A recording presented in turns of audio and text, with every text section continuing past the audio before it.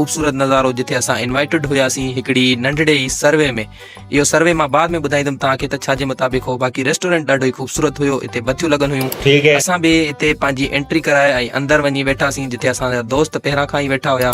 हिते असां असांजा दोस्त कचहरी करण लॻासीं जिथे हुननि जी ऑर्गेनाइज़िंग टीम बि असांखे विहारियो ऐं वेलकम कयो। कचहरीअ में ख़बर पई त हिते माण्हुनि खे जूस बि ॾिना विया जेके असांखे अञा ताईं न मिलिया हुया, मगर इन जे करे असां हिन भाऊ खे घुराए ऐं चयोसीं त भाऊ असां लाइ बि जूस आणिया वञनि।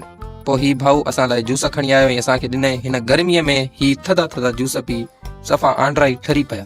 असां अञा जूस पियूं ई पिया त हिकु माई असां वटि हली आई ऑर्गेनाइज़ेशन जी टीम जी ऐं असां खां पुछण लॻी त तव्हांखे तकड़ त नाहे? असां चयो असांखे ॾाढी तकड़ आहे, असांखे काॾे ॿिए काॾे वञिणो आहे। हुन असांखे चयो त तव्हां हिन हाणे वारी शिफ्ट में हलिया अचो।